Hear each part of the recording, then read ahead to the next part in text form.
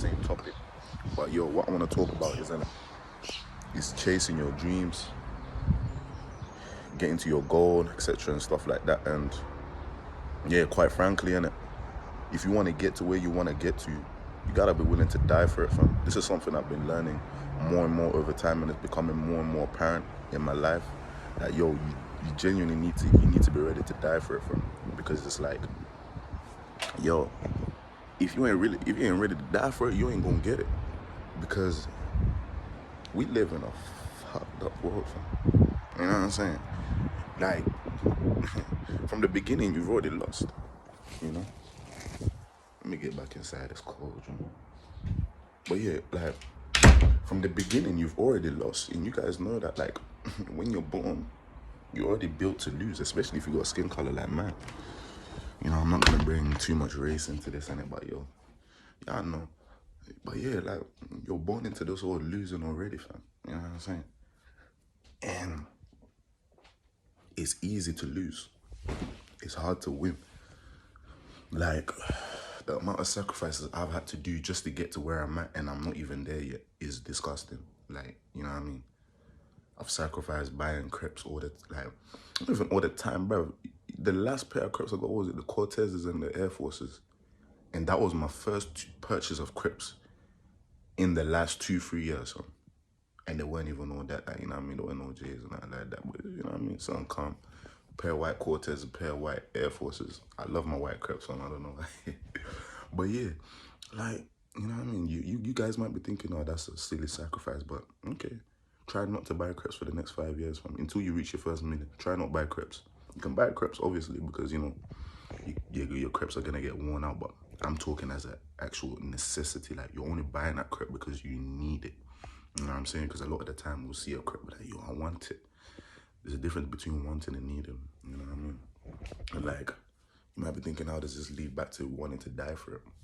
Okay, let me keep going. What more sacrifices you might have to make? You might have to make that sacrifice of not going out to eat with your friends all the time. You might have to make that sacrifice of, you know, having to quit, you know, certain things, certain drugs, such as alcohol, weed, cigarettes, all this kind of stuff. What else? You have to sacrifice a lot of time. Even though we're sacrificing time now on things that really don't matter, but you have to sacrifice time where it's like you're in your own space, you know what I mean? You're in your own space building what you need to build to facilitate the life that you need. You know what I'm saying? And to tell someone to stay home and do work, that's, you know what I mean, out of uni. Because every time I'm always telling people, yo, I'm doing work, I'm doing work, I'm doing work. But I always get a question like, if the person doesn't know me, I'll get that question like, oh, you're at uni. And I'm like, no, I dropped out. You know what I'm saying? Like, working at home, it doesn't tie just to, you know, uni or when you have to work. Like, you should be waking up hustling. You know what I'm saying? Like I said, you have to be willing to die for this shit, fam. If you really want it, you have to be willing to die for it, fam. On God, fam. On God, because it never is enough. It never is enough. And I've been noticing, you know what I mean? Like, I've made so much progress, I've so much this, it's not enough. You know what I mean? Wake up, not enough. I kind of got to get like on top of that doing it. Like, you know, get a sense of fulfillment. To be honest, I've been leaning on, I haven't meditated in a while. I do have them seasons where I just don't meditate. But with saying that, I do other things that will kind of like benefit my energy and stabilize myself, which is things like semen retention. I think I'm gonna start calling it seed retention because semen retention kind of sounds weird, innit? But seed retention, innit? That's been helping me bear. But, you know what I mean? Even like, imagine having to, you know, sacrifice your sexual life completely in your young age, 21, 22, 20, you know what I mean? Your prime, you know what I mean? You looking at all that shit. You gotta sacrifice it, no more bitches. That's the number one thing niggas do too. They chase bitches. Are you able to cut that out of your life in order to get what you need to get? And again, it leads back to wanting to die for this shit. Because you're gonna live a boring ass life for a bit. For a bit, I'm not gonna lie. You know what I'm saying? And you're gonna lose a lot of people too. And that's literally, you're gonna be thinking, you know what I mean? Some days you're gonna be waking up thinking to yourself, yo, I can just go back to what, like doing. But do I really? Because yeah, at the time, like I said, it's easy to lose. You know what I mean? You're comfortable. You got a yard. You know what I mean? You're going out with your friends every other week, getting drunk, new stories, this and that. But what about in 5 years, and then 10 years, and then 15 years, and then 20 years? That shit's gonna get old. You know, you're gonna get old. Your friends are gonna get old. Some people who have been hustling, doing their thing, making sure that they want to get what they're gonna get, they're gonna be solidified now. And you've wasted your, you know what I mean, most of like young adult life doing a whole lot of bullshit. You know what I'm saying? I'm not saying don't have fun, far from it. But I'm saying we need to be able to reprioritize our priorities, because our priorities are all fucked up. You know what I mean? Man, you know what I mean? People will prioritize going out, getting bitches, than going out and getting money. Funny enough, money gonna get you bitches. But it's hard to get money. It's hard to actually do. It's hard to stay stuck on the path. It's easy to lose, you know? And again, you actually do have to ask yourself, are you willing to die for it? Are you willing to die to get where you want to get to? Because if you ain't ready. And if you're scared of death, you still ain't ready. Because shit, we all gonna die, B. All of us, like, even to me, like, you know what I mean? Sometimes when I think about death, it's kind of like a chilling aspect. But, you know what I mean? I've kind of came to terms that, yo, you know what I mean? Like, it is what it is, bro. Death is a part of life. Without death, life has no meaning. Literally. Meaning would cease to exist, you know what I'm saying?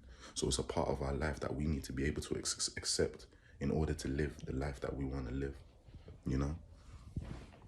So yeah, these are all things that you want to think about, and even, you know, taking the step into elevating and, you know, elevating your career, elevating yourself, elevating your path, elevating your peers. You need to know once you go, you can't go back. You can, but I feel like you'll be even more depressed than before, where you were just not knowing. You know what I'm saying? Because when you know, and now, you know what I'm saying, like, because realistically, every time, guys, like, the decision lies within us. Like, it is ultimately our decision. It is ultimately our hustle. It is ultimately our problems and choices and excuses and all this kind of shit. So once you get given the knowledge, again, and now it's clear as day, like, you can't reject it. You know, one of them times when you get them aha moments when you're like, yo, this is exactly what you like. This was the click, the light bulb in the head shit.